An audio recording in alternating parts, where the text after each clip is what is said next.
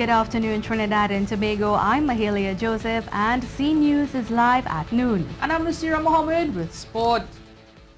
Topping the news at this time, President Anthony Carmona is calling for greater institutional interdependence in the country. The president made the statement a few minutes ago while addressing the 10th inauguration of the Tobago House of Assembly in Scarborough. I cannot underscore enough the imperatives of interdependence of powers in a democracy that seems obsessed with the separation of powers. Don't get me wrong. This constitutionally enshrined doctrine of separation of powers prevents against the concentration of power and provides for the checks and balances that guard against overreach and abuse.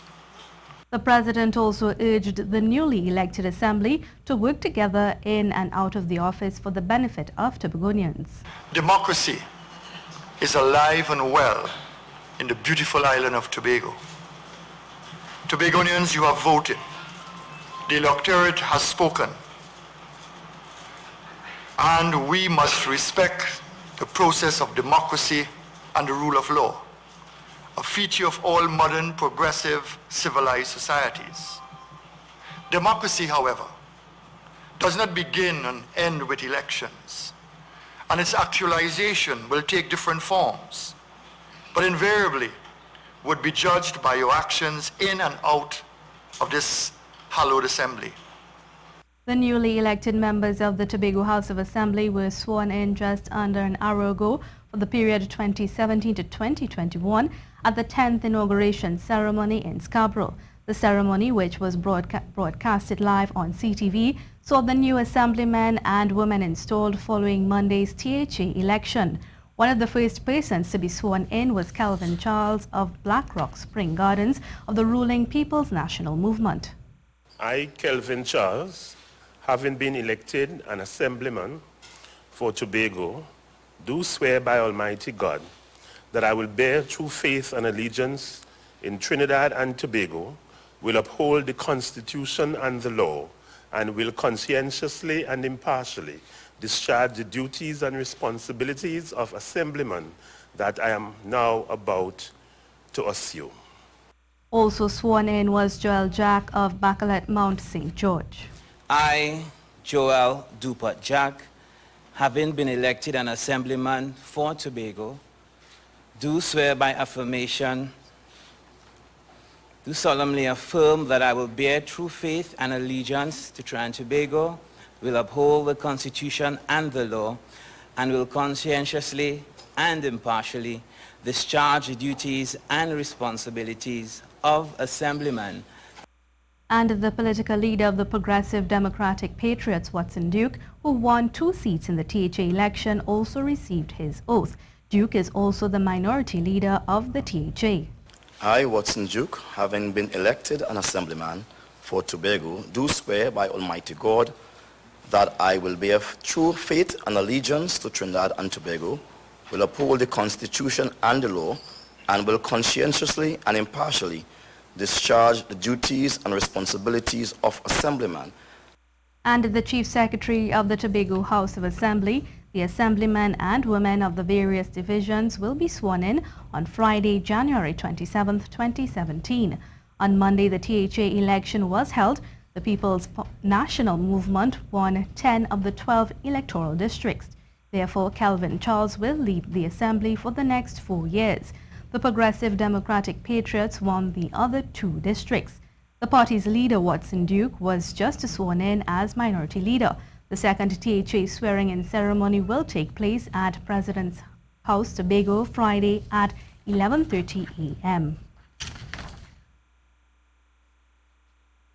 You're watching the C News Live Report at noon. Remember, you can keep up to date with all the latest news on our website at ctvtt.com, or you can check out our Facebook and Twitter pages at C News Live.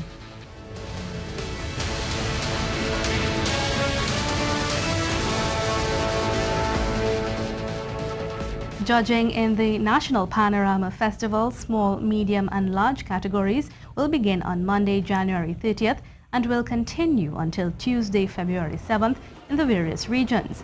Over 100 steel bands in all three conventional band categories, small, medium and large, will perform their panorama piece before three separate panels of judges at their respective palnyards or theatres.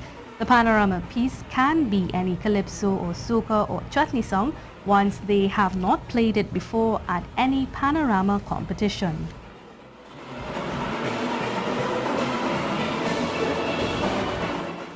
TTUTA President Lindsay Dudai says children who don't perform well in the Secondary Entrance Assessment or SCA exam are in need of special help.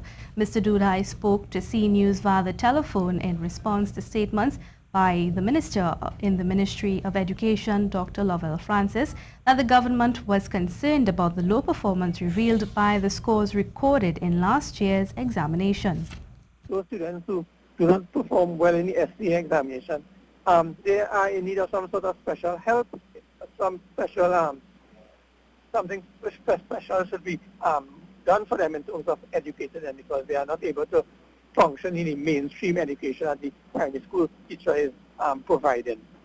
The TTUTA president said while he wasn't aware that the matter was of great concern for the government, he says if there is a problem, then it should be addressed. I'm not aware that is a fact. I do not know if the minister has empirical data to prove that. What I can say is that the students who are not performing well, we need to put better systems in place in the education system to cater for the multiple intelligences of our students. And we need the support personally at the primary school level to assist the normal primary school teacher in terms of trying to educate these students. And here's Ian Wallace with the afternoon weather. The month of January is quickly closing in, and Crown Point has more than doubled its normal amount of rainfall. Meanwhile, Trinidad is just around the halfway mark. But we should be seeing a bit more in terms of the sunshine for the next few days, tranquil conditions persisting across many islands of the Eastern Caribbean through Thursday and Friday. You'll feel warm at 32 degrees Celsius in Trinidad, 30 degrees Celsius in Tobago, with a cooler night ahead. For sea bathers and boaters, you'll meet a mix of swells today. Long northerly swells of 12 seconds will meet shorter easterly swells of 7 seconds, bringing a slight to moderate chop of 1 to 2 meters for the most part, and we'll likely see east to southeasterly winds of 10 to 15 knots as we go through today. Look for the high tide at 3 p.m. to be followed by the low tide at 10 tonight. That's the latest weather, and I am meteorologist Ian Wallace. The Minister of Community Development, Culture and the Arts, Dr. Diane Gadsby-Dolly, said government sponsorship of the Chutney Soca Monarch will not be affected by confusion over copyright infringements. The minister made the statement at yesterday's post-cabinet briefing from the Diplomatic Center. The organizer has been at the forefront dealing with the whole issue of whether or not Bollywood songs should be involved, and we expect that the chutney enthusiasts, the chutney practitioners would make that decision with respect to the organizer. We are supporting the event with respect to the ministry because chutney is a large part of our cultural landscape, especially around Carnival time. And in support of that particular genre, we are supporting the event. And over 60 artists will perform in the International Soca Monarch semi-finals on February 5th. Among the 66 artists are some well-known faces, some chutney artists, a veteran calypsonian, and one of the competition's youngest stars, Aaron Duncan. Sherilyn Lewis reports. Murdat Maraj would be the first person attempting to meet the judges for the International Soca Monarch semi-finals on February 5th at the Arena Velodrome. Though Murdat wasn't there for the draw, the audience was thrilled to find out who'd be first up on stage. Murdat Maraj is Subrike is Murdat Sarah Maraj. Okay. Anybody? Okay, now what? Well, sing it now. DJ Favorite, sing it now. Murdat Maraj. No, I said the DJ to sing it bad now. I want the truth to come out here. That's what we're talking about, boys. Beautiful is all up to you.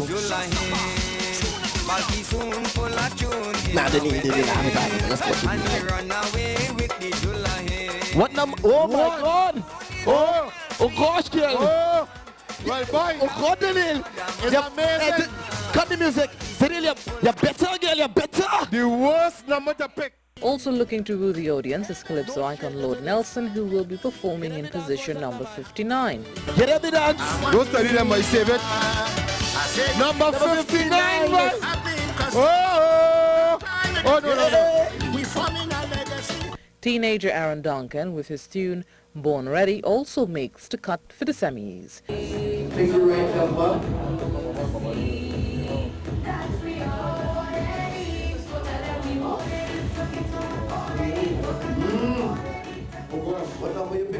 Whoa, number 62. Number 62 straight across there. So you have enough time to make this.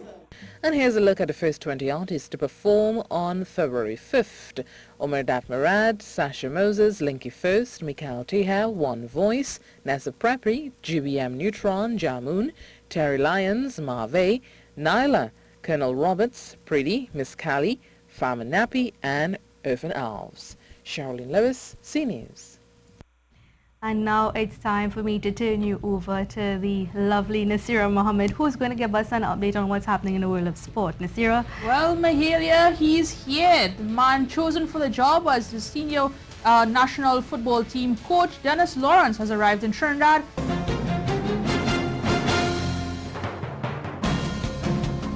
Dennis Lawrence, the man who scored the goal that took this country to its first ever World Cup appearance, returned home last night to lead its World Cup qualifying campaign as its newly appointed head coach. Lawrence becomes the Warriors' third head coach in the space of just over a month, following the TTFA's sacking of former head coach Stephen Hart and the resignation of his predecessor, the Belgian Tom Saint-Fiet, whose short and somewhat controversial reign came to an end at the beginning of January. Upon his arrival at the Piaco International Airport, Lawrence told the media he accepts the challenge that lies ahead. We all understand that it's going to be a very difficult challenge, but one that is not impossible. We're going to give it our best, and hopefully our best will be enough to try and get Trinidad and Tobago football to a level that I believe we should be at. Don't count it yet. The president of the Trinidad and Tobago Olympic Committee says the International Olympic Committee hasn't yet announced if this country would receive the gold medal for the 2008 4x100 meter men's relay. On Wednesday, it was revealed Nesta Carter, a member of the winning Jamaican team, tested positive for a banned substance. Therefore, the entire team was disqualified from the race. Because Trinidad and Tobago's 4x100 meter team won silver, it has been speculated that they will be bumped up to first place. We know for a fact that the decision has been made to disqualify Nesta Carter because of an anti-doping violation contrary to the Olympic Charter and the IOC rules. We know that Jamaica, the 4x100 meter team that won the gold medal, have been disqualified.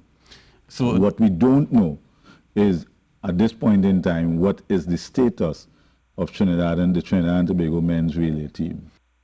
Lewis said it would be irresponsible of the TTUTA to say otherwise because there's a process that needs to be followed. What we do know currently, the Trinidad and Tobago men's 4x100 relay team have the silver medal, and that Jamaica has been disqualified. There is now a process and a procedure and protocols that the IOC will have in place. And sprint legend Ato Bolan isn't overly worried about Usain Bolt's legacy. Despite this tragic turn of events where he had to return one of his 9 gold medals, Bolan told Ken Fuentes the process is working, but Bolt is safe. Well, it's seen as a marriage made in tennis heaven, as the Tennis Association of Trinidad and Tobago has made another strategic move aimed at positioning Trinidad and Tobago as the hub for tennis in the region. In a bold move, Tennis TT has forged a partnership with the Everett Tennis Academy of Boca Raton, Florida, aimed at fast-tracking and developing the sport locally and regionally. After 9 months of negotiations, John Everett, brother of tennis legend Chris Everett, is due in Trinidad to view the new National Racket Center and conduct sessions with some top local players and coaches. They will also hold discussions with government agencies to push their value proposal for tennis in Trinidad and Tobago. The move is also key to Tennis TT's vision to have a top 150 player by the year 2026. Already, local age group star Emily Lawrence has had a training stint at the Everett Academy, which was seen as a huge success and which was facilitated by Trinidadian Dr. Vernice Richards, who is the Director of Mental Conditioning at the Everett Tennis Center. Well, the Trinidad and Tobago Golf Association Classic on January 28th and 29th will be the second major competition for the year. And just by some interesting entries, The association's director of golf says it promises to be an exciting tournament. The TTGA Classic, which is the second major event for the year, starting this weekend, 28th and 29th at St. Andrews Golf Club. We have over 90 golfers playing, and all the top players who are available in Trinidad will be participating in the championship division, first flight, second flight, ladies, seniors and super seniors. So we have all the best, even though some of the super seniors are playing in the championship division because they figure they're, you know, like Richard Camacho and Dave Rajkumar and company, they all feel that they can beat the youngsters. So it'll be interesting to see what happens. Mocha is the venue, and Harris is boastful of that course's readiness to play host following a sparingly wet season. The course on the whole has come through the wet season very well. In fact, this is the best I've seen the fairways and roughs look. You know, we have a couple of minor problems on one or two of the greens, which is to be expected, you know, after a long wet season. But I think it's the same for everybody, so I think on the whole the course is in great shape. And that was your sport for today. And that's the Scene News Report at noon. I'm Mahalia Joseph. And I'm Nasira Mohammed. Remember, for up-to-date and breaking news throughout the day, visit the Scene News website at ctvtt.com.